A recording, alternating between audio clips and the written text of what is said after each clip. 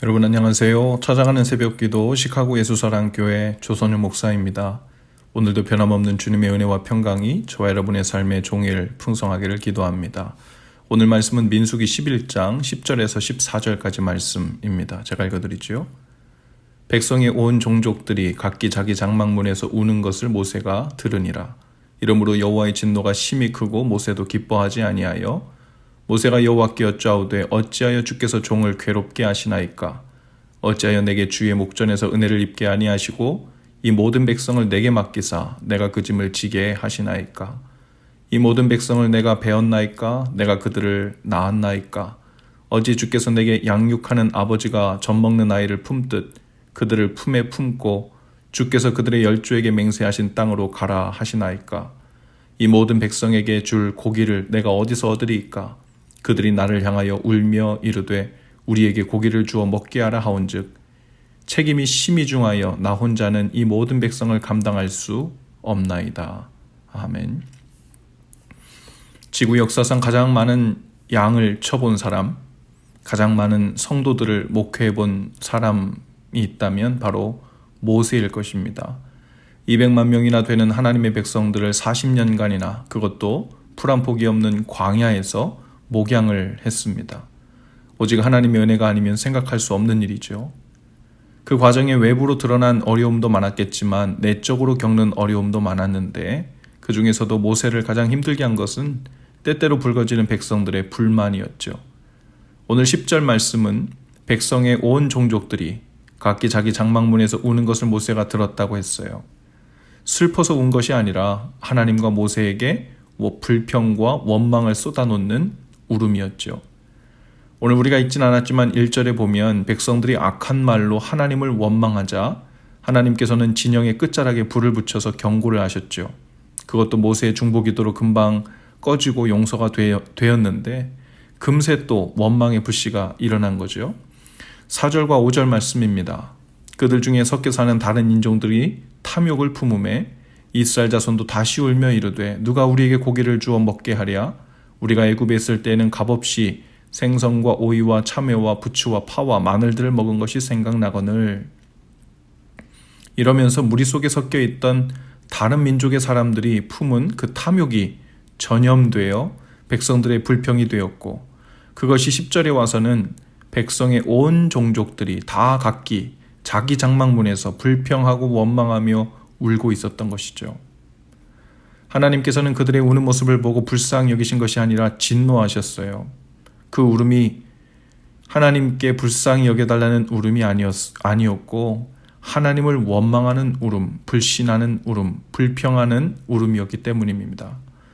특별히 하나님께서 세우신 모세를 향해 원망하는 소리는 곧 하나님을 향해 원망하는 불신의 표현이었기 때문이죠. 백성들 가운데 두 가지 영적인 죄가 퍼졌습니다. 하나는 구원의 감격과 감사를 잊은 죄입니다. 백성들은 종살이하던 애굽 땅에서 해방된 것만으로도 춤을 추며 감격했죠. 마실 것도 먹을 것도 없는 광야에서 바위에서 생수를 나게 하시고 하늘에서 만나를 내려 한 끼도 거르지 않게 배불리 먹여주신 하나님 앞에서 그 구원의 은혜를 잊은 것입니다. 어느새 구원받은 기쁨과 감사는 잊고 먹고 싶은 것을 먹지 못한다는 탐욕이 그 자리를 대신 채우기 시작한 거죠. 또 하나의 잘못은 하나님의 전능하심과 선하심을 신뢰하지 않은 죄입니다. 하나님께서는 이미 1년 동안 200만이 넘는 사람들에게 매일같이 만나를 내려 먹이신 분이시죠. 그 하나님께 구하면 하나님은 고기를 며칠이 아니라 1년 동안이라도 주실 수 있는 분이신데 하나님의 선하심과 전능하심을 믿고 구하지 않았죠. 그리고는 이미 불평과 원망으로 하나님의 선하심을 불신했고 전능하심을 신뢰하지 않았습니다. 주님이 맡기신 영혼을 품고 또 사람을 품는다는 것은 마치 이와 같죠. 인품이 있고 사리 판단을 잘하고 예의 있는 사람만을 품는 것이 아니라 죄인들을 품는 일입니다. 심지어 교회 안에 형제자매로 묶여 있어도 성도라는 타이틀을 갖고 있어도 백성들 무리 속에 있다 하여 모두 구원의 감격을 가진 자가 아니고 모두 감사로 살고 있는 것이 아니죠. 그저 그 무리 속에서 하루하루 살면서 부딪히며 또 대하게 되는 일에 대해 원망하고 불평하고 신경질적인 사람들도 많죠. 오늘 우리가 구원해 주신 감사와 감격을 잊고 너무도 당연한 듯 불평을 하고 있는 우리 삶의 부분이 있을지 모릅니다. 살아계신 하나님께 원하는 것을 아뢰고 기다리는 일 그 전에 그저 일상에서 만나는 일들로 인해 불평하고 원망거리로 삼아버리기도 하죠. 마치 좋으신 하나님을 알지도 못하는 자처럼, 마치 전능하신 하나님의 능력을 듣고 보도 못한 사람처럼 원망의 울음, 낙심의 울음을 울며 있을 수 있죠. 모세는 또 이 백성들을 이끄는 것이 너무 힘들다고 말합니다. 백성들을 이끄는 일은 너무도 무거운 짐이니 자신을 죽여서라도 하루빨리 그 짐을 내려놓게 해달라고 간청하죠. 자신이 배 아파서 낳은 백성들도 아닌데 마치 철없는 어린아이들을 돌보듯 언제까지 이들을 어르고 달래 품고 있어야 하냐며 하나님께 아뢰죠. 백성들은 모세에게 아무렇게나 말하고 원망하고 비난하고 불평합니다.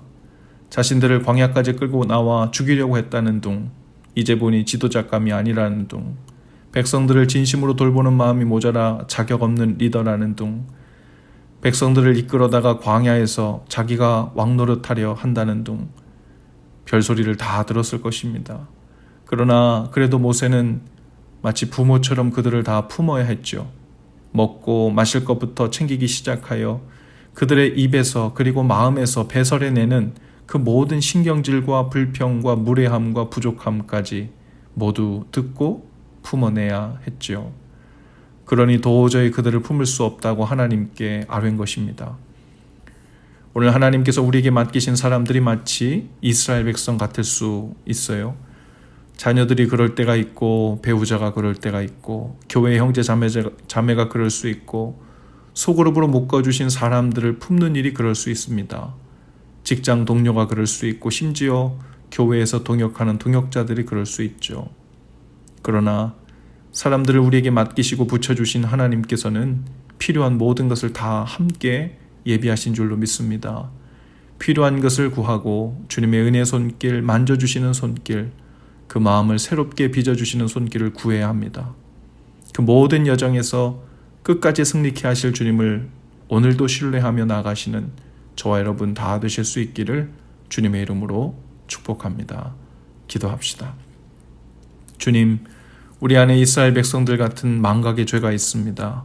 원망과 불평, 때로는 절망과 울음으로 드러나는 불신앙이 있습니다. 용서해 주옵소서. 또 저희에게 품으라고 맡기신 이스라엘 백성들 같은 사람들이 있습니다.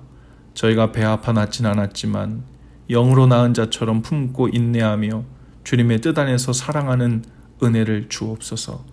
함께 이 인생 광야의 때를 견디고 버티며 주님의 은혜를 구하는 자로 살게 하옵소서. 예수님 이름으로 기도합니다. 아멘. 여러분 오늘도 예수 사랑으로 화이팅입니다. 내일 아침에 다시 찾아뵙지요.